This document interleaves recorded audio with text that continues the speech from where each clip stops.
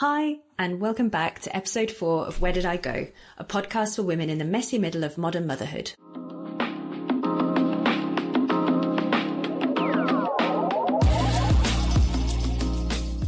We're seeing a shift in understanding motherhood as also ambitious, right? As the choice to make time for your family, the choice to do something different can be equally ambitious, and that caregiving is work, right? That is not stepping out of work. It is maybe stepping out of paid work, but it is still work.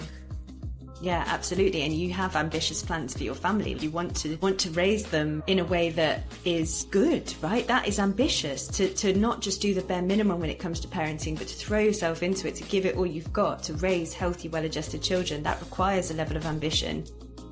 I've started playing with this metaphor that I've been talking about of ambition as a web rather than a ladder, right? So when we think of ambition as a ladder, it's straight, it's narrow, the rungs are evenly spaced, right? We know exactly how to climb to the top. It's straightforward. There's not actually room for everybody on the ladder, right? It's thin. There's only a couple people get to make it to the top. And the kind of unspoken part of the ladder metaphor is that you're either on it or you're off of it. What shifts for women, especially mums, when they start seeing their career or their ambition as this web that they get to navigate however they like? It's like almost like an exhale. There's some freedom in it, right? It's like, I don't have to work quite so hard or work against myself, because it's not about working less hard. It is about working differently. I can think of one client who really kind of discovered an ambition for service work and who, now runs a massive, it's because she took the time to look inward and figure out, like, what am I ambitious for? We have to kind of have some space to ask those questions. And that's so much of what I do in my work, right, is give that space to women to figure this out and do so in a way that has zero judgment, right? And really, really opens to all of the possibilities. So today we've got a really good one. I'm talking to Dr. Anne Welsh, who is, brace yourself, a clinical psychologist, coach, consultant, writer, and mum. She's going to be walking us through how our ambition shifts when we become mothers. Not because we stop wanting things, but because life starts pulling us in different directions. And how that can actually be a really good thing. In this episode, Anne shares her brilliant way of thinking about ambition as a web instead of a ladder. When ambition is a ladder, you either go up or you're falling off. But when it's a web, you can move sideways, change directions, or pause without feeling like you failed. We talk about how motherhood often makes us reassess what we're really working towards, whether that's more meaning, more money, more space, more time, or just a bit of breathing room. This conversation is really for anyone who's ever thought, I used to be so driven. Where did that go?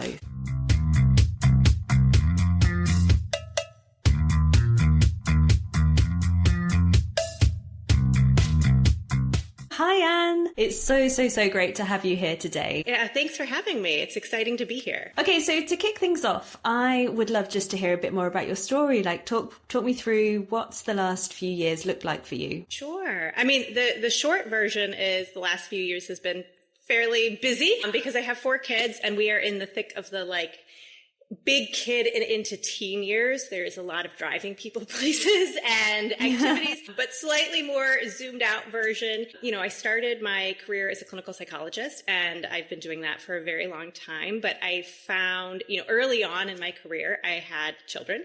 And after my second, I was working at Harvard, and I just hit this point where I said, I can't do what's being asked of me. I cannot full-time work with this pretty acute caseload and then also show up for my kids the way I want to at the end of the day. I can't be the clinician and the mom that I want to be under this framework. And so I asked to go part-time, and the answer was a pretty quick no. That was too logistically complicated, and essentially there's a lot of other people waiting for your job, so you can take it or leave it. So I jumped into entrepreneurship, which I never expected, and I started my own practice, and I've been doing that since then, and it's grown almost like a fifth kid in some ways, right? Yeah. So I actually ended up having 2 more kids. And in addition to my therapy practice, which is all perinatal mental health, so postpartum anxiety, postpartum depression, I also do executive coaching for working moms. I run a working moms coaching group. And then I also do consulting with organizations to make workplaces better for working parents. So I kind of think of my career now as like a wheel with a lot of different spokes, all centered on helping working moms. Amazing. And I think like this, well, yeah, I mean, the story that you've just outlined of being in a situation where you're very quickly figuring out you can't make all the ends meet, something's got to give, and then being met with a response from your employer or whoever it is that you need to kind of make some changes with, that no, change is not actually possible, and kind of having your hand forced to make a change that you might not be ready for. I'm hearing a lot that that is a common reality for a lot of people in these early phases of motherhood. Yeah. And I think what drives me so much is that I was really privileged, right? I could leave. You know, I had a spouse that also had healthcare benefits, and, you know, we could take that leap financially and see if I could make a go of it. But not everybody is in that position, nor does everybody want to be an entrepreneur, right? I think sometimes that's the, like we're sold this story of like, just leave and do your own thing. But it's not a journey that everybody wants to take on. It's a very different way of working. And I want to make it so that women have access to lots of different choices, right? That they can stay if they want to, or they can leave if that is what serves them, or they can choose to take a pause, right? And walk away from work for a period of caregiving and then have it as an option to return to later. Like all of those are really valid, wonderful choices. And I want women to have access to all of those things. Yeah. And I think there is so much in just not even knowing what your options are, especially if, you know, you're already navigating early motherhood. That's like a lot to wrap your head around, you know, to also then go and navigate what choices can I make professionally at that time when you're so acutely like sleep deprived and emotionally all over the place and just figuring out so many different things. It's like, it's not the time, is it? So I think one of the things I've really started to realize is how much so many of the conversations about motherhood need to happen way before you're almost even thinking about having children. You kind of need to prepare yourself way ahead of time. There's lots of things that you should factor into that decision to have children. And it's kind of like those things are all hidden at the moment. And then as soon as you find yourself holding a little baby and having to make some big decisions, you don't actually know what to do. Yes, totally. And I think that's what makes working parenthood so hard in particular is you are doing a double transition, right? You are going from woman to mother or person to parent. And that's a huge transition. And big, giant transitions take a long time, but you pretty quickly layer on to that then, especially here in the States, working person to working parent. That's a whole separate transition. And I think what happens is kind of, we don't anticipate how hard that's going to be or kind of how earth shattering it might feel. We don't have systems set to support it.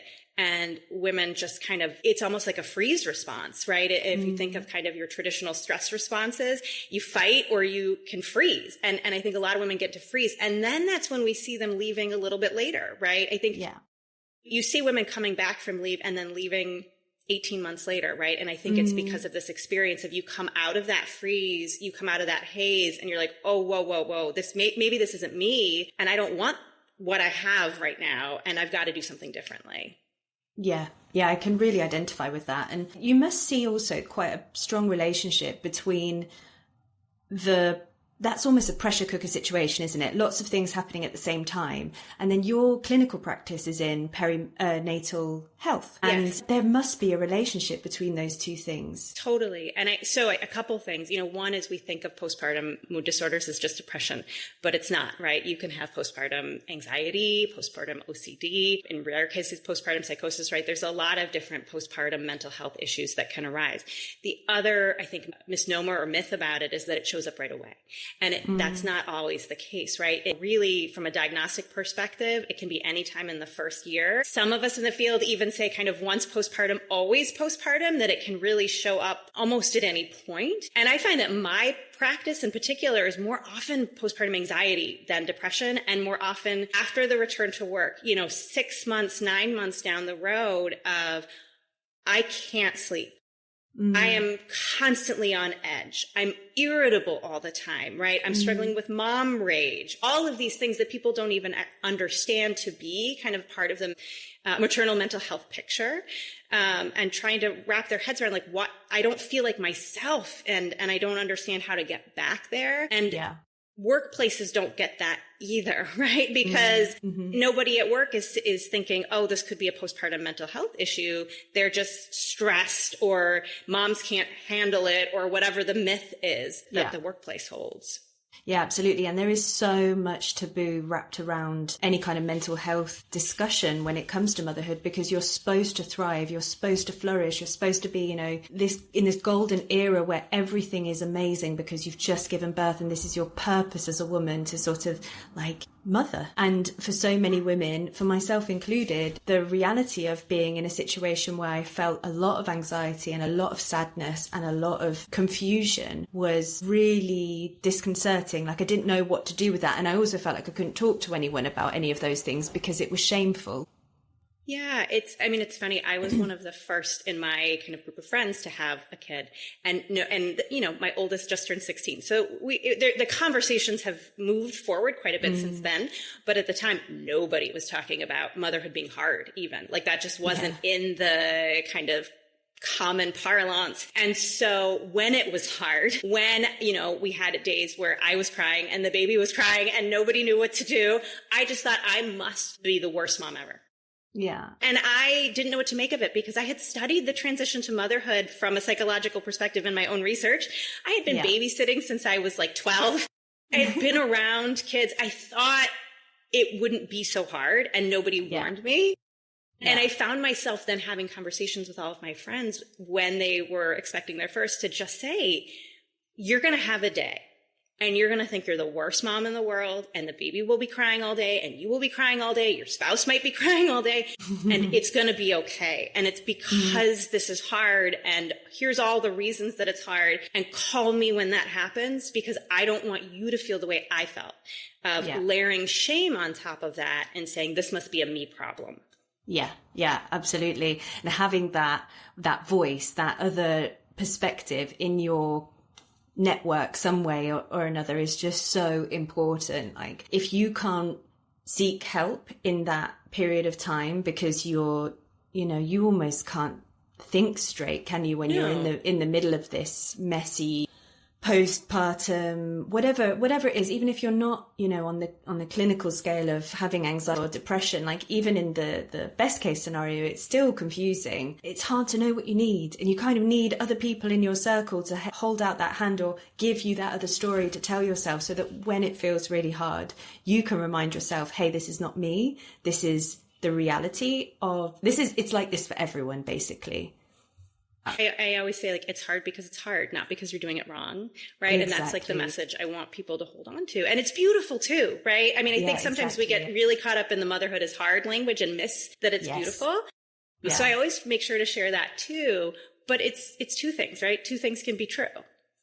Totally. And I think that was one of the things that I personally really struggled with in the phase where I was really struggling with that transition to motherhood. I, at the same time, felt like the most amazed and wondrous and joyful that I'd ever felt in my life, because, my son he just like cracked me open, and I was experiencing this sensation of love that I'd never felt before. So I was feeling all of those things, but I was also feeling desperately low at some points. And it was really hard for me to reconcile that those two things could coexist, that it was absolutely fine to be in those two spaces, sometimes at the same time. So you have talked a little bit about your life before children. Like what did ambition look like for you in that phase of life, pre-kids?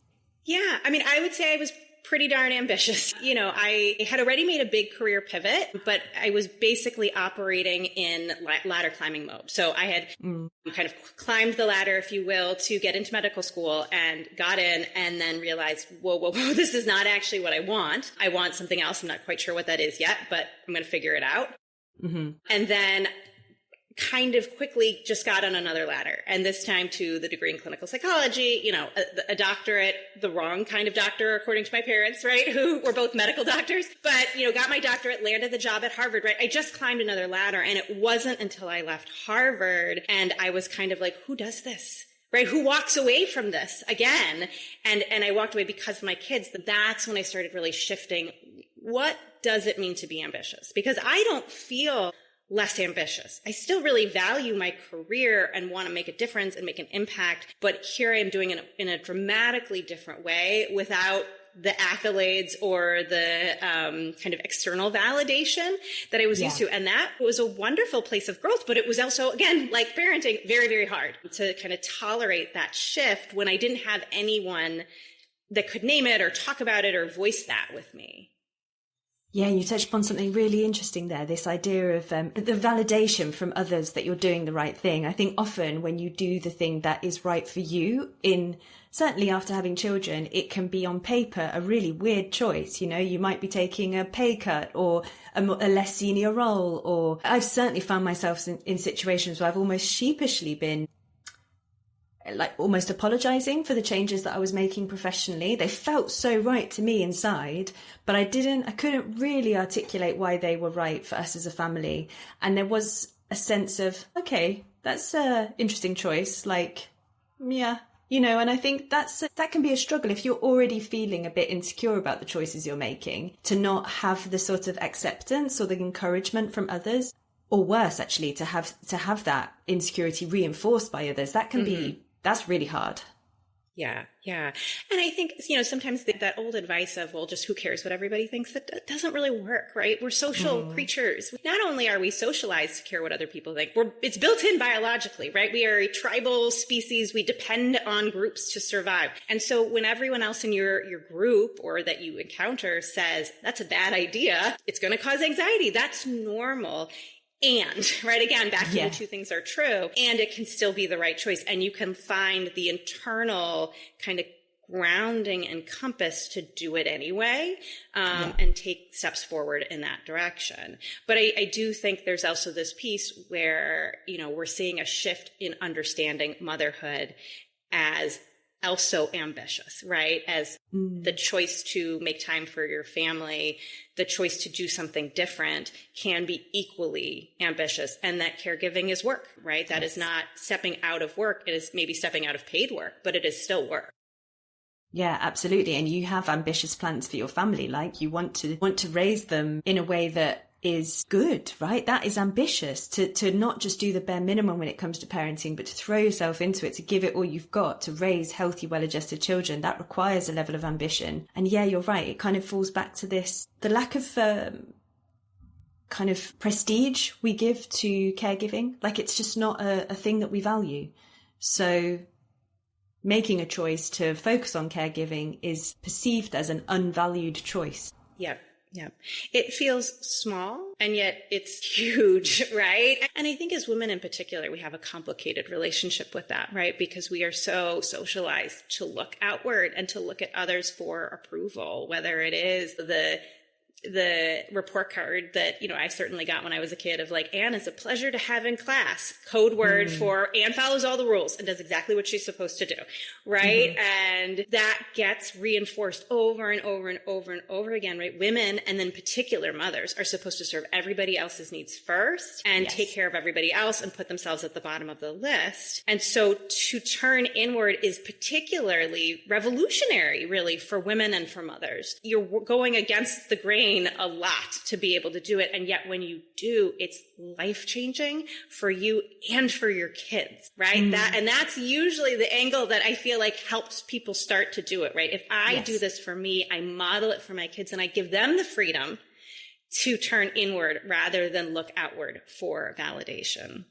Yeah, absolutely. This is actually something that's come up in previous episodes, how mothers sometimes need that little nudge that, you know, this is not selfish, like it has a value for the other people that you're trying to put first. And that sometimes that's the final little nudge you need to make the decision or the step that is required to make big change. So You've kind of started talking about how this idea of ambition changed for you after motherhood. So how did you develop that idea? What has ambition become for you in your practice as both a clinical psychologist, but also in your coaching experience? I've started playing with this metaphor that I've been talking about of ambition as a web rather than a ladder, right? So when we think of ambition as a ladder, It's straight, it's narrow, the rungs are evenly spaced, right? We know exactly how to climb to the top. It's straightforward. There's not actually room for everybody on the ladder, right? It's thin. There's only a couple people get to make it to the top. And the kind of unspoken part of the ladder metaphor is that you're either on it or you're off of it.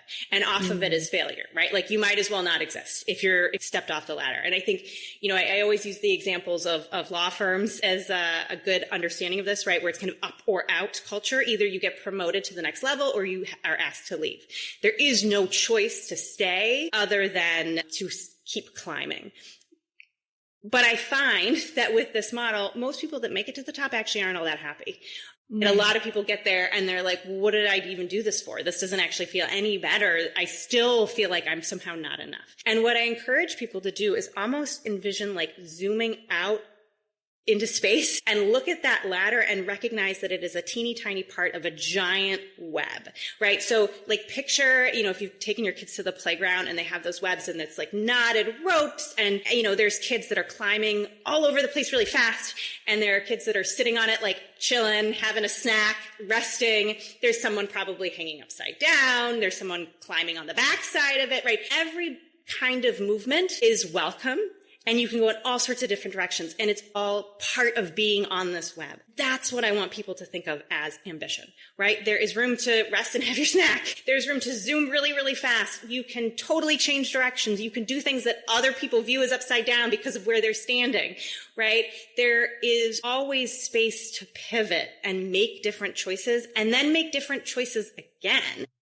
And when we think of ambition that way, we never have to lose it. We just get to change directions. And then there's not that complicated relationship with, am I enough, right? Like you just are on the web as we all are, and we're all kind of hanging out and having fun. It's a much more playful way to think about it and a more creative space in which to grow. I love that. I've personally been I always feel the need to call out the jungle gym-esque nature of my career whenever I apply for a new job, because it is very non-linear. And it's something that has been pointed out to me during some interview processes where people have asked me, like, why are you so all over the place almost? And it's for me, it's just felt like I've made natural choices that have met the needs and interests I've had at different moments in time. And it felt okay when I was younger, you're kind of, nothing really matters. You can make changes and you can pivot as much as you like, and you're in an exploration phase. As I've got older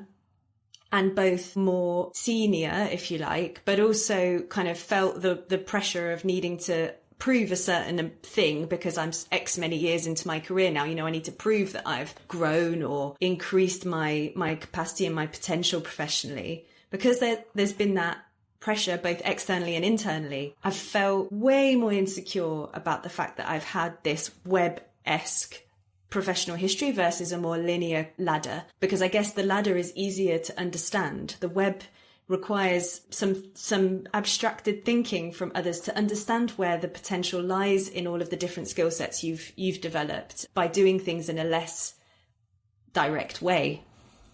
Yeah. I think there's maybe a kernel of truth to that, but in terms of the perception of others, but I also think there's maybe room for storytelling, right? So, I think what is the job of therapy or even coaching, right? A lot of it is stories. What are the stories we are telling ourselves about our past, and what are the stories we are telling ourselves about our future? I think when you think about the web, you can still look backwards and tell a connected story of how you got from A to Z. Yeah. Right? I mean, as I was making each pivot and each choice, I had no idea, right, where I was headed. I didn't know, here's the linear path of my career. And I really did want one. I will say I am a type A person, right? When people told me as a 20-something, like, oh, careers are circuitous and there's serendipity, I was like, no, I don't want to leave anything to chance. Give me a plan, right? Guess what? Kids don't follow plans, right? Babies don't do plans. Whatever you had planned is going to go awry. And that was an adjustment for me. But I think I can look back and connect a lot of the dots. Yeah. I didn't have that moving forward. It was like kind of cutting a new trail in the woods a bit. And so I think when we are feeling like, oh, I don't know that anyone can make sense of this, you get to make sense of it. You get to look back and say, okay, well, what what is the story? How do I want to frame this when I'm applying for a new job or a role? And how am I going to demonstrate all of these choices as growth opportunities and then providing me with tools that I'm going to bring into this new workplace? Yeah, no, I completely agree. And that gets to be a really fun exercise as well. That reflective storytelling is something I think we so rarely do actually for ourselves. You might do it in the professional context, but for yourself, how often do you think about your story and how you tell it? And so I totally agree. I've done a lot of soul searching in that space of like, what is the red thread? Because there clearly is one. You know, you are driven by interests and desires and passions. And yes, they may evolve over time, but there is that guiding light that is your inner kind of truth that drives everything, and bringing that to the surface and giving it some language and making that the part of you that you sell, not necessarily the bits you can put on a CV that are about, you know, specific skill sets, but just a broader journey. That can be a really captivating process to go through, I think. I think you're right. We don't always reflect and look back, and yet it's incredibly powerful. Even if you look back and you're like, I still don't quite know, just the exercise of like grappling with it opens up the possibility of accessing the story, right? When we even attempt to put language to it, our brains start kind of working on it in the background. And then you'll have that aha moment in the shower where you're like, that's the thread, or that's a part of the thread. I don't know what the whole thing is, but I've made that connection. And then I've made another connection and kind of started to put it together over time. Do you have any kind of specific exercises that you guide people through in trying to tease out that story? I mean, with the story, a lot of times it is in the telling to another person and letting them listen and kind of suggest connections. But the other exercise that I do with a lot of clients, and I do it as part of my group program too, is like, I call it's a silly name, but I call it a closet clean out for your identity, right? Because I think everyone can kind of visualize this experience. And I use a lot of metaphor in my work because it gives us, you know, metaphors sometimes allow us to circumvent the language part of the brain, right? And think visually. And that's a different type of thinking. And so what I mean by the closet clean out is, right, like think about you're going to go clean out your closet. Like you've got a whole day for this project and you open the closet doors and you literally put everything on the bed. And then you're going to label all of it. Where did I get it? So what I mean by this with identity is to say, what are all of the expectations I'm carrying around for myself? And where did I pick those up? Right. So maybe that is from my grad school PI, and that's my mom, and that is from dad, and that's from Instagram, and that one's from Aunt Susan, and like all of it, label it all, every single expectation of what you are supposed to do and what you're supposed to be. And most people find even in this process, they're like, well, wait, there's like 300 different things and they're actually all contradicting. And I'm like, yeah, that's how this works. Like you can't, and that's why you feel stressed all the time, because you can't be all of the things when they're in opposing directions. Then you pick which ones actually resonate for you. And again, when you have the visual of all your clothes on your bed, you can think about, well, does this fit? Am I keeping this sweater because I think I like the color, but it's actually really itchy and I never wear it? Okay, then get rid of that. If it makes you uncomfortable, it's not the right one. And so it's really figuring out what fits for me. Yeah. Where's my voice underneath all of this? And you only keep the ones that fit. And then we can work through, okay, well, what else are we going to add in? What else have you, is really you that you haven't tried yet, or you haven't thought about, or has been kind of brushed under the rug or whatever. But you really have to kind of clear away all that noise first to access that voice underneath. And it sounds really simple as I describe it. It's incredibly hard to do in reality. I can imagine, because even just sort of being able to pick all of the things or just identify all of the things that are in your mental closet that's really hard to do, isn't it? Yes, totally. And I find what happens is a lot of times we'll do it initially and, we'll do it with some writing and talking, and then it kind of is iterative, right? And the great thing about that exercise is that it's something you get to do again and again and again as you change over the course of your career. Because like whose wardrobe looks the same as it did when they were 18? No one's. So it makes sense that you do it for your own identity as well. Yeah. Yeah.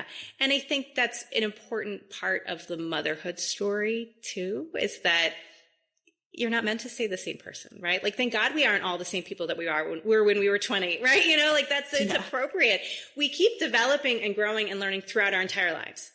And so, of course, motherhood is going to be a part of that. And even as your motherhood shifts and changes, you may change, right? It was, you know, I have 4 kids. They are all within essentially 6 years. There was a time where I lived in a preschool, right? Like, where that was just my whole world was, you know, infants and toddlers everywhere.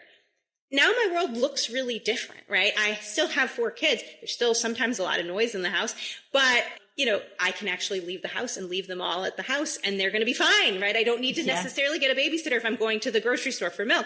And that's a huge difference in what my work week can look like, actually. It really is. And so to recognize what it is right now is going to change. Your motherhood will change. Your career will change. And all of this is really, really normal, right? We want to be able to adapt and shift and grow as external circumstances move. Oh, I love that. I love a good mental metaphor to just sort of make sense of something that can feel quite complicated. But then when you say it like that, it's like, oh yeah, it is.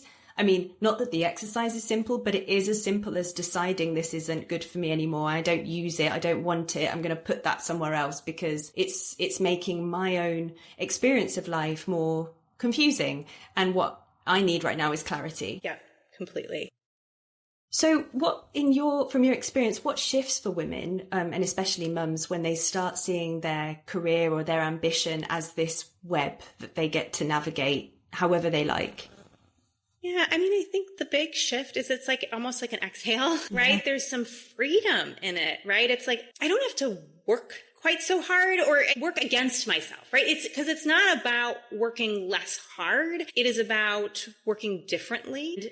Sometimes they find that there's actually more energy and more excitement for work. And certainly that's been my experience, right? Of when I choose things that are really aligned and fit for me, I don't run out of energy in the same way, right? Like I sometimes joke that I'm like the toddler that doesn't want to take a nap. When I have something I'm excited about or I'm interested in, right? It's like, oh, I don't want to sleep. I don't want to pause. I don't want to rest. I want to, keep going because this is really, really fascinating or I'm excited about it. And I know that I still need to, right? And I make myself, but as opposed to that feeling of like just drudgery of like, oh, yeah, I just don't want to do this or I'm so tired all the time, right? And so there's like a freedom. There's, I think sometimes a playfulness.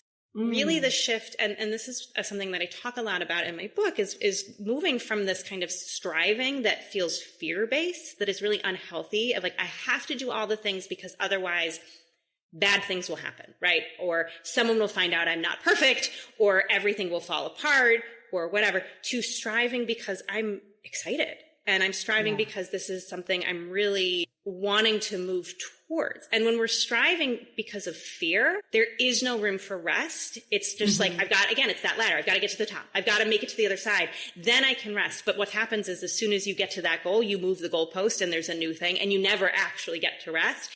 Yeah. When it's in this healthy striving bucket, right? It's like, I'm enjoying the process of getting there.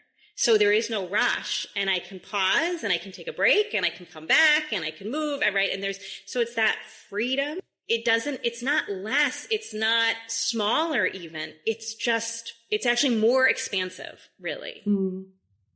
Yeah, I get that. And I think this idea of being powered by choice and not powered by obligation or a sense of obligation, that's almost like an ignition, isn't it? To kind of get you going in a way there's true power in doing something because you really believe in it. I can definitely feel that when I'm kind of in the flow on a project or doing something at work that just feels so meaningful. I'm exactly like you. I don't feel the need to stop. I get energy from that.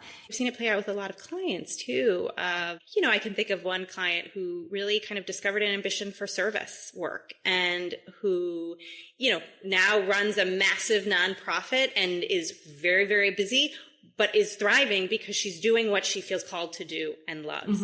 But it's because she took the time to look inward and figure out, like, what am I ambitious for? We have to kind of have some space to ask those questions. And that's so much of what I do in my work, right, is give that space to women to figure this out and do so in a way that has zero judgment, right? And really, really opens to all of the possibilities. Yeah. And something I wanted to touch on was you talk a lot about giving yourself permission to place value on different things at different times. Like sometimes you want to chase a higher salary. Sometimes time is the most valuable thing that you're ambitious for. Sometimes it can be anything, right? Like, it could be connection, it could be meaning. So many different things drive us at different times, and we can be ambitious for different things. And I mean, honestly, that was actually quite revelationary for me, because you sort of are hardwired to think ambition is seniority and money and nothing else. And I really like how you unpack that and actually say, no, you can be ambitious for a multitude of different things. What matters is what you need right now. But even just reframing that whole question it requires a lot of unwiring. Completely, right? I mean, and part of that is living in a capitalist society, right? Where these things are kind of part of how you demonstrate success. But I think it's just baked in, right? It is baked in from cultural messages, sometimes from familiar messages, even the school system that there is that, get to the top of the class, get all the A's, et cetera, et cetera. And I've certainly watched this, with my own children as they go through school, even in a school district who really values social emotional learning, who does programming on emotional development and talking about our feelings. And it's wonderful. There's still a system that says, hey, get an A, get into college, et cetera, climb the ladder, right? And so we have to kind of work against all of that to recognize that it's not that you can't be ambitious for money or power or title. Those are options on the web. There's just other options too. Yeah. That can feel just as good, just as successful. And again, you can change your mind, right? Like, you don't have to only go after one of them and pick something for the rest of your life. I can say, when my kids were little, back in those preschool days, a lot of my ambition was time home with them, and my work was important to me, but it was 15 hours a week. And that was it. And then it was very contained and boundary. And that was great. Now, as part of my ambition has kind of shifted into this place of impact, I work a lot more, and that's okay too, right? It's just different parts of my same story. So I think one of the things that would be really interesting to get your take on here, actually, just to help people unpack that a bit more, is like, how do you actually define ambition? What is ambition to you? It's a drive. I think that's the word I so often link it to, is drive. And again, drive tends to be one we equate with success, but drive is just that push, that internal knowing that this is the thing that I want more of in my life. And I think when we are really clear that drive is coming, again, from something internal, it feels very, very different. But if we can kind of think of it as want or drive, then sometimes that could open up a little more flexibility about how we define it. Yeah. I really like that framing, and it feels much more accessible. Ambition is definitely something that feels very lofty. It feels very big. Some people might say that their personality isn't ambitious, as if it's like a character trait. You either are or you aren't. And so I think a lot of people can get stuck in a story that they tell about themselves as being ambitious or not being ambitious, and that, almost reinforcing some self-doubts they have about themselves when they view it through that lens. But when you start to view it as something like, I just really want this thing, I'm really driven to achieve this thing, be that more time with my kids, or be it that very senior role, whatever, it doesn't matter, then that gives it some, I think, a bit more clarity, and it's universal then. Like, everybody wants different things and all of them have value. That's another thing I really like about the way that you frame it. Yeah. And I think, women have a complicated relationship with the word ambition, right? Because, it's kind of a dirty word, right? Especially when we combine it with motherhood, right? Ambition in motherhood is selfish. How dare you want something outside of this beautiful gift you've been given? And motherhood is beautiful. It's wonderful. And you get to have things you want outside of that. And in fact, it's better for your kids if you do have something more than motherhood, right? Because in the end, that's actually a lot of pressure to put on your kids, right? If you say my entire world is my children and their happiness, what if you're not happy? Right? What if they want to do something that you don't necessarily approve of, when they pick a career? That's putting them in a really tough spot, right? And so to say, let's reclaim ambitious as a good thing for moms, whether that's through work or other means, I think we have come in some ways, hopefully a long way from the choice of lean in or stay at home. And there's a lot more options.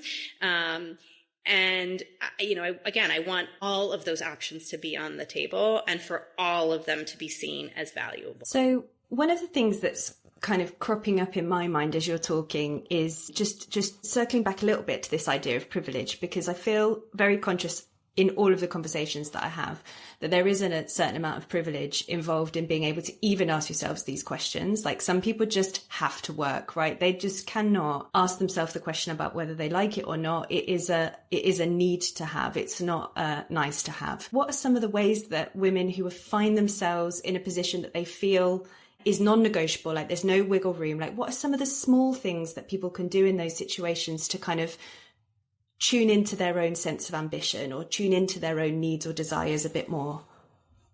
Yeah, I think that's such a great question. And I will say, again, as I mentioned in the beginning, I'm very aware of that dynamic too. And that's part of why I've moved into doing some of this more consulting oriented work, because I want working parents and working mothers to have support at all levels, not just the ones that can afford to pay for it themselves. Like, I want that support to be in the workplace. I want workplaces to be a part of the new village that we have raising kids, right? Yes. So that moms can show up and provide for their families. And so I think the second part of that is recognizing, okay, maybe you're listening to this and you're like, my ambition is to be at home with my kids and I've got to work because I got to pay the bills or I need the health insurance or whatever. I think that when we feel stuck, trying to access any amount of autonomy or choice can be, there are three things that help: context, connection, and choice. So context is understanding the why, right? Like, why am I here? What has happened in my life that's gotten me to this moment? And as part of that, what are the systemic issues, right? It's maybe what's not a me problem, but what's the system issues. Just getting an understanding of the why can be a bit of a stress reliever. Just understanding this isn't me, this is a systems issue, is huge. Connecting with other women. That's why I run groups. There is something so incredibly powerful. Again, whether you're in my working moms group as someone who has to work or because you want to work, to be with other moms that are working and who get it and who understand and say, yes, me too, and have maybe slightly different perspectives. It's within our first meeting and certainly within the first couple meetings, I just see these like beautiful supportive connections formed in the group, out of the group. When we know that someone else is kind of with us, back to being a social species, it's like a balm. Even if you're unhappy or something's really hard, when there's someone in the hard with you, it changes things. So connection and then choice. Where do I have some autonomy? Where do I have some ability? And sometimes the only choice we have is our mindset. But one mindset shift you can make is, I'm ambitious to provide for my family. I want to give my kids things that they have not been able to access before.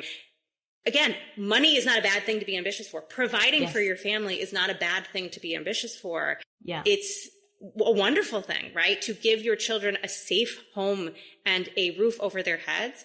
And when you can start to at least see it that way, then there might be a little more room for creative thinking around, okay, well, what if I hate this job and I don't want to work at all? Are there other things that I could move to that would feel better? But so that you don't feel like you're kind of working against yourself, you're working with yourself. Yeah, and having a sense of pride in, even if it doesn't feel good, like you don't really enjoy it and it feels like an obligation, but feeling pride in the fact that you're showing up and doing it anyway, and that you're doing it for reasons that you are ambitious about. I think that's a really powerful mindset shift to make. And I'm sure that actually all of us at some stage in our life kind of need to remind ourselves to do that work, because oftentimes like that mindset shift can be the most powerful tool we have in our toolkit when things feel really difficult. And not to say that, just think differently. I know it's not as easy as that, but it's just that we do have that power, especially when things feel very, very stuck.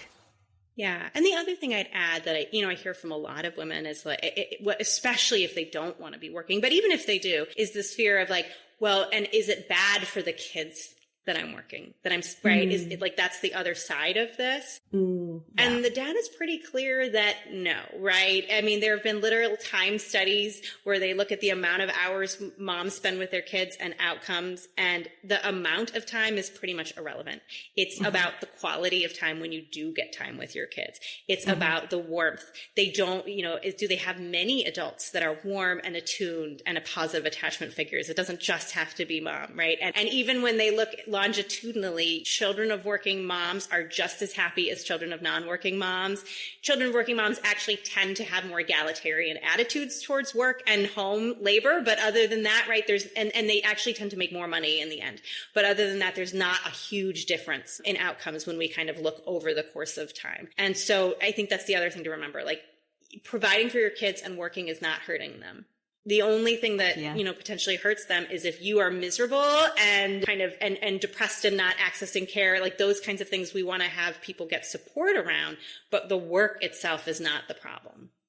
That's such an important reminder. I definitely, have been guilty of really falling into the trap of like, my children should be at home with me. They shouldn't be in daycare. It's so wrong to leave them. And it's just like this story that you sort of build out that is so unfounded because, you get home and your kids are happy. It's that tension, isn't it? Between the things you think you should be doing as a mother and the things you feel you want to do as a mother. And sometimes they might not be on the same planet, let alone the same page. Yeah. I mean, I think there is an experience of being a working mother. I mean, a mother in general, but in particularly a working mother, of just constantly having your heart kind of split in two. And to just acknowledge that that's going to be part of the experience. And that's okay, right? To both want to be doing good work and wanting to be maybe home with your kids more than you are, and to acknowledge that you might miss things in either way. But, I think there's this message of like, if you're, savor it because they're going to grow up so fast, right? Or be present all the time because you'll miss it when they're older. And what I tell people is you're going to miss it when they're older, no matter what you do. Yes, right? I can say that I would give anything to hold my kids as babies again. That's not because I wasn't present when they were babies. That's not because I wasn't home enough. It's because it's gone, right? You miss things that you loved when they are gone. That is part of love, right? Yes. And so, I miss that because it was a wonderful experience in some ways. And there are parts of it I do not miss. But that, again, me missing it couldn't have been prevented by parenting in a different way. And I really like parenting teens and tweens in a way that I never expected. And I'm probably going to miss elements of this, right, when they are adults, and also love elements of parenting adult children. It's always going to be both. So what does ambition look like for you now in this season of life? That's a great question. I would say right now, I think it's kind of fun and play a little bit. The past 2 years in my career, I've been, so again, back to what we were saying, like from some outside views, it might look like I'm throwing spaghetti at the wall and just seeing what sticks, but it is a little bit of like, hey, I'm going to try this thing and see how it feels. I'm going to do this I'm going to say yes to this project and see what I like about it or don't like about it. I joked that my midlife crisis is writing a book, right? I had this inner kind of feeling of I want to write a book, and I started playing with the idea over a year, and now here it is. It's almost done, almost into the publisher. So it's been kind of a playfulness with my career and with my kids, right? Like they are at an age where we can play games and we can travel together and do things that are really interactive. So trying to have a lot of fun. That is my ambition currently. And what a great perspective to have. And there is so much research as well about the power of play, isn't there? Like in how much you get from play in terms of understanding yourself, creative thinking, critical thinking, like all of it, when it's powered by joy and play and curiosity, you kind of can achieve things that you otherwise wouldn't have been able to. So what a wonderful position to sort of be in right now, where you feel like you're experiencing that in your work. I'm curious, you've touched upon your book a little bit, and I would just love to hear a bit more about that. Like what's the central focus of the book, and what's it called, and what do you dive into? Yeah, it's so the working title, we'll see if it sticks, is The Ambition Paradox, but it really is looking at so much of what we just talked about, right? At the experience of being a working mother in the current day and age. And the ambition paradox is basically articulating that sense of no matter what I do, I can't get it right from the outside. Right, from those external factors in terms of work and motherhood. And really, I walk readers on this journey of, to some extent, that context and the choice pieces, right, of how did we get here?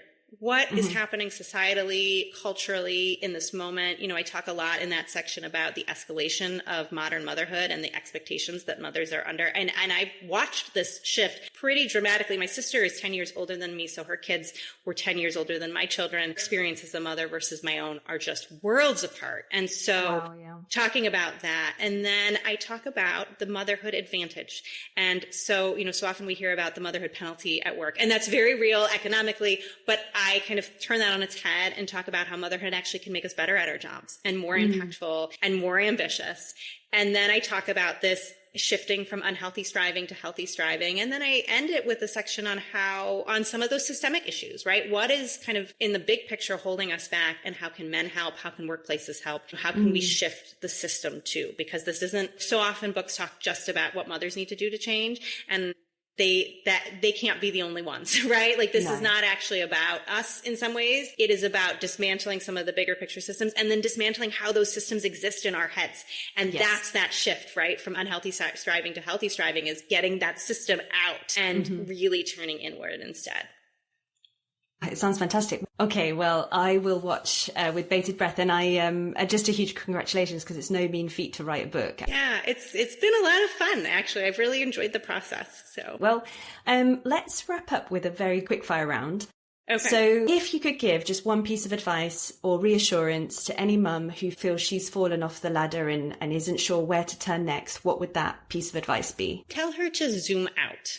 And what I mean by that is that, I think I said earlier that if you can kind of picture the ladder is just one tiny part of this web. So maybe you just moved to a new section, right? And it's okay to say, I'm going to sit here and have my, my pretzels in my juice box like some of the other kids, and rest. Rest is a vital part of ambition.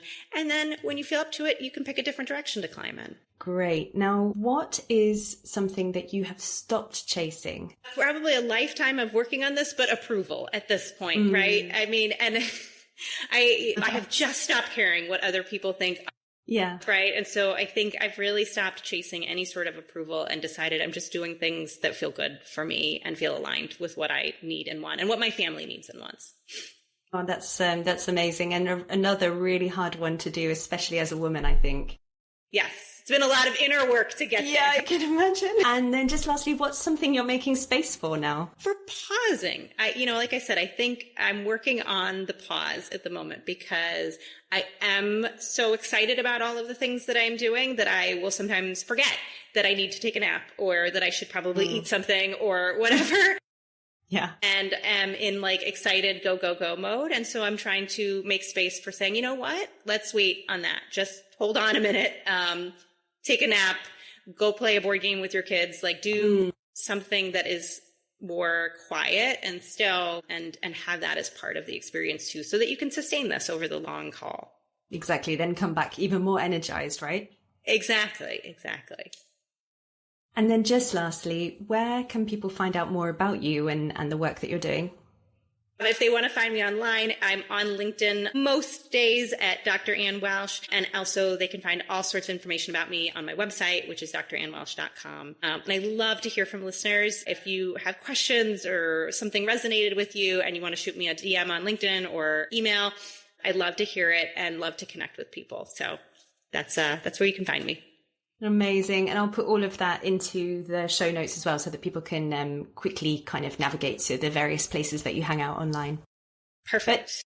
Thank you so much for your time today. It's been really, really fascinating. And I'm, like I said, excitedly going to see where the next year or two takes you, because it sounds like there's a lot of really exciting things ongoing.